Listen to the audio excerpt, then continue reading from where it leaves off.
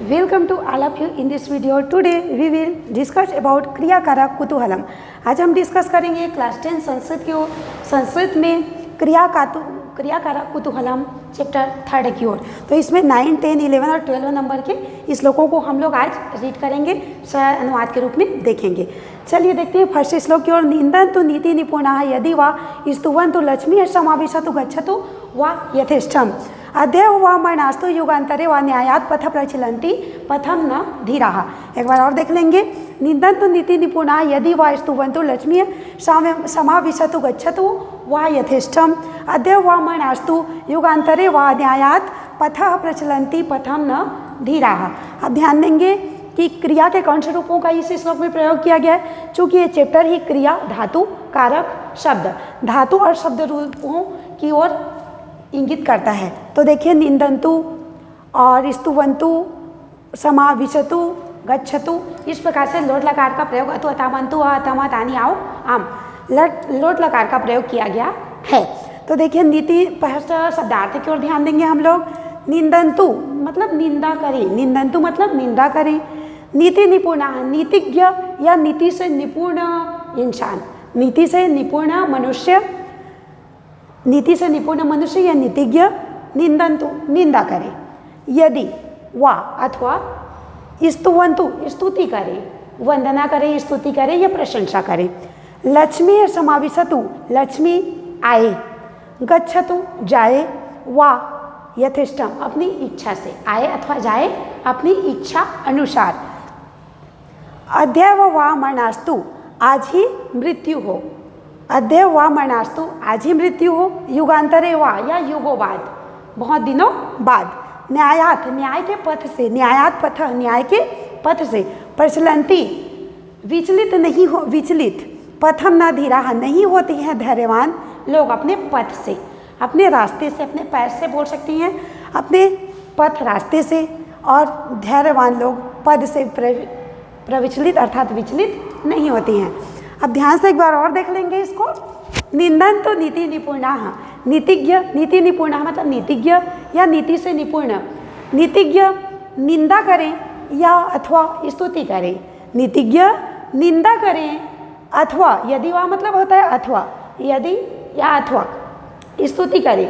नीतिज्ञ नीति से परिपूर्ण, नीतिज्ञ निंदा करें अथवा स्तुति करें, प्रशंसा करें। लक्ष्मी आए या अपनी इच्छा अनुसार, लक्ष्मी आए या यथेष्ट मतलब अपनी इच्छा अनुसार, गच्छतु चली जाए, लक्ष्मी आए या अपनी इच्छा अनुसार चली जाए। अद्यव वा मरणास्तु युगांतरे वा आज ही मृत्यु हो, मरणास्तु मृत्यु, अद्यव आज ही हो, युगांतरे वा अथवा युगों बाद हो, बहुत लंबे समय बाद हो या बाद में हो। न्यायात पथ प्रचलन्ति पदम न धीराः, लेकिन धीराः धैर्यवान जो लोग होती हैं, धैर्यशाली या धैर्यवान लोग होती हैं, वे न्याय के पथ से, न्याय के रास्ते से, न्याय के पथ से कभी भी प्रविचलित अर्थात विचलित नहीं होते हैं। वे अपने पदम मतलब पैर से, प्रविचलन्ति कभी भी विचलित नहीं होती हैं न्याय के पथ से। एक बार और देख लेंगे इसको। नीतिज्ञ निंदा करें या स्तुति करें, लक्ष्मी आए या अपनी इच्छा अनुसार चली जाए, आज ही मृत्यु हो या युगों बाद हो, न्याय के पथ से धैर्यवान लोग कभी भी विचलित नहीं होते हैं, अर्थात अपने पथ से, अपने रास्ते से नहीं हटते हैं, चाहे कितनी भी कठिनाइयाँ आए। सेकेंड देख लेते हैं, मतलब 10 श्लोक की ओर। अपठद यो अखिला विद्या कला सर्वा अशिक्षत अनाजाना सकलम वेद्यम स वैद्य योग्यतमो नरः। एक बार और देखेंगे। अपठद यो अखिला विद्या कला सर्वा अशिक्षत अजानात सकलम वेद्यम स वै योग्यतमो नरः। यहाँ पर योग्यतम सबसे श्रेष्ठ, सबसे उत्तम नर की क्या विशेषता बताई गई है उसको देखेंगे। योग्यतमो नरः मतलब सबसे उत्तम मनुष्य की विशेषता क्या है। अपठद यो अखिला, अपठद मतलब पढ़ चुका, यहाँ ध्यान देंगे। अपठद, अजानात और अशिक्षत, ये हमारा लग लकार का प्रयोग किया गया है, मतलब भूतकाल का प्रयोग किया गया। अपठत मतलब पढ़ लिया। यो अखिला, यो मतलब होता है जिसने या जो ने, अखिला मतलब संपूर्ण, विद्या मतलब विद्याओं को, जिसने संपूर्ण विद्याओं को पढ़ लिया। कला समस्त कला, सर्वाह कला समस्त कलाओं को, सर्वाह कला मतलब समस्त कलाओं को, अशिक्षित सीख लिया, जिसने समस्त कलाओं को सीख लिया। आना जाना सकलम वेद्यम, वेद्यम मतलब होता है जानने योग्य बातों को, सकलम मतलब संपूर्ण, संपूर्ण जानने योग्य बातों को आना जाना जान लिया, संपूर्ण जानने योग्य बातों को जान लिया। स वै योग्यतमो नरः, वह सबसे योग्यतम मनुष्य अर्थात नर है, वह सबसे योग्यतम नर है अर्थात सबसे श्रेष्ठ मनुष्य बोल सकती है, सबसे श्रेष्ठ मानव है। एक बार और देखेंगे, जो अखिला जिसने संपूर्ण विद्याओं को पढ़ लिया, यो अखिला विद्या जिसने संपूर्ण विद्याओं को पढ़ लिया, कला सर्वा शिक्षा जिसने समस्त प्रकार की कलाओं को सीख लिया, जिसने समस्त प्रकार की कलाओं को सीख लिया। अनाजानात सकलम वेद्यम जिसने जानने योग्य संपूर्ण बातों को, सकलम वेद्यम जानने योग्य संपूर्ण बातों को जान लिया। स वै योग्यतमो नरः, वह सबसे योग्यतम नर है, वह सर्वश्रेष्ठ नर है। यहाँ देंगे तम प्रत्यय लगा हुआ है मतलब सबसे श्रेष्ठ।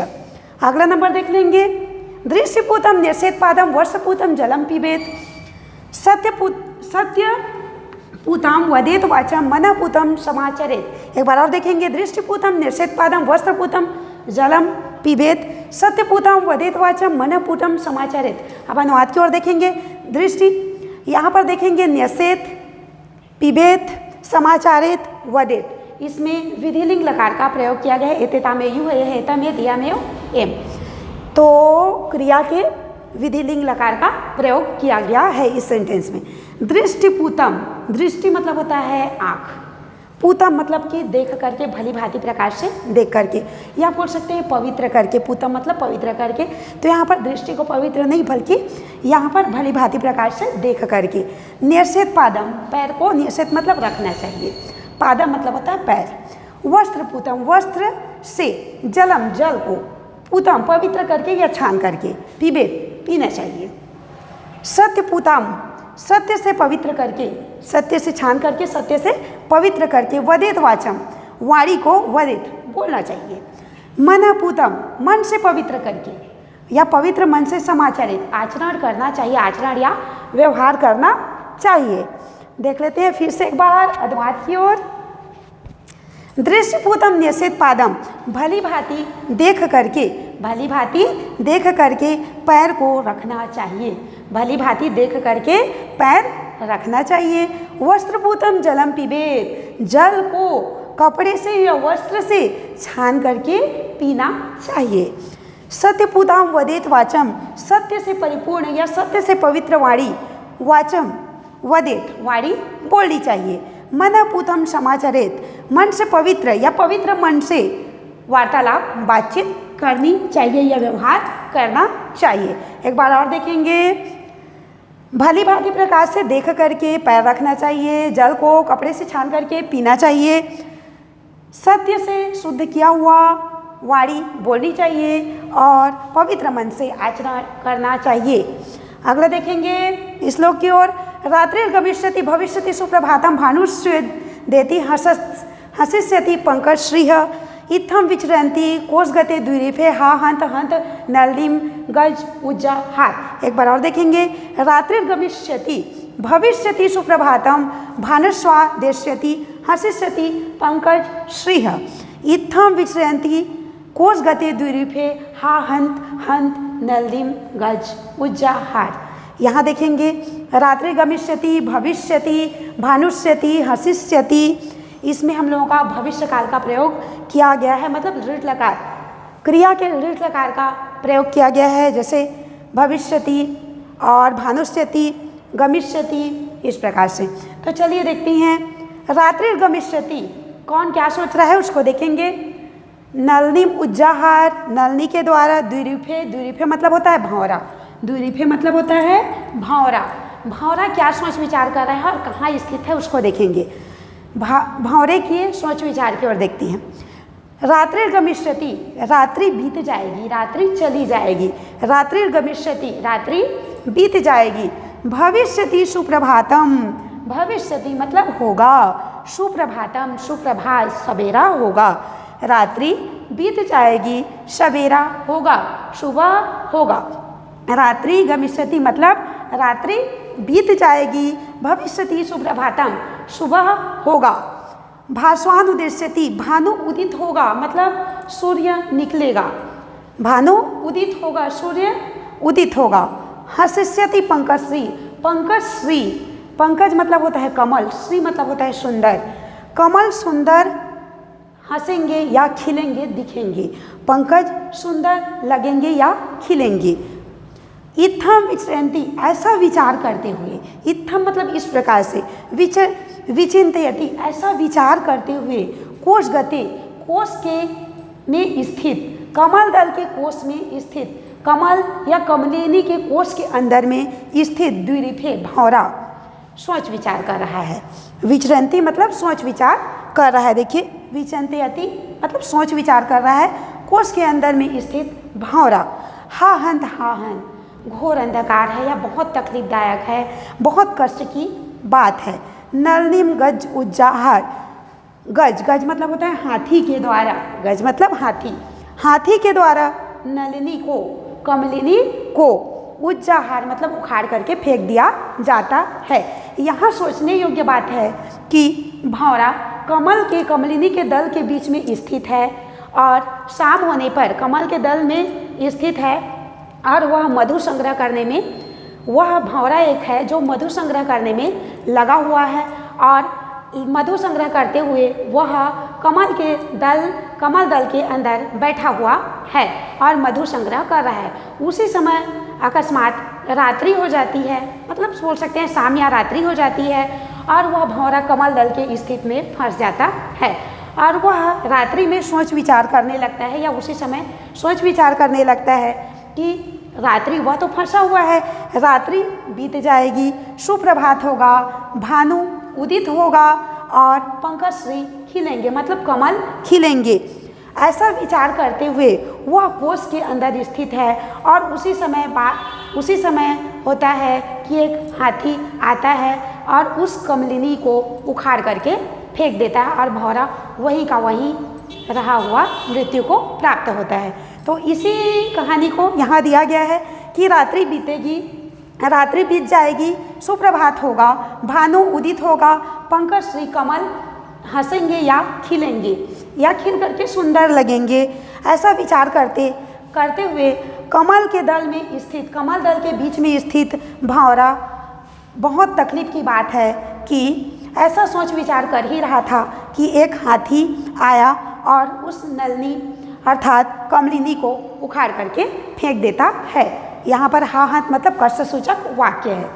फिर से एक बार हम लोग ट्रांसलेट की ओर देख लेते हैं, शुरू से रिविजन कर लेते हैं। नीतिज्ञ, नीति से निपुण नीतिज्ञ निंदा करें या स्तुति करें, लक्ष्मी आए या भली भांति प्रकार या अपनी इच्छा से चली जाए, आज ही मृत्यु हो या युगों बाद हो, न्याय के पथ से धैर्यवान लोग कभी भी विचलित नहीं होते हैं। नेक्स्ट देखेंगे, जो अखिला, जिसने संपूर्ण विद्याओं को पढ़ लिया, संपूर्ण कलाओं की शिक्षा ग्रहण कर ली, जानने योग्य समस्त बातों को जान लिया, वह श्रेष्ठ सबसे योग्य नर है। दृष्टिपूतम निषेध पादम, देखिए भली भांति देख करके पैर रखना चाहिए, जल को कपड़े से छान करके पीना चाहिए, सत्य से परिपूर्ण बात करनी चाहिए या सत्य से परिपूर्ण वाणी बोलनी चाहिए और पवित्र मन से आचरण करना चाहिए। अगला देखेंगे, रात्रि बीत जाएगी, सुप्रभात होगा, सुप्रभात होगा, भानु अर्थात सूर्य उदित होगा, पंकजश्री हंसेंगे, हंसते हुए सुंदर लगेंगे। ऐसा विचार करते हुए कोश के अंदर में स्थित, कमल कोश के अंदर में स्थित भौरा, बहुत तकलीफ की बात है कि एक हाथी आकर के नलिनी अर्थात कमलिनी को उखाड़ फेंकता है। तो इस प्रकार से आज का हमारा चैप्टर यहाँ से कंप्लीट होता है। Thank you.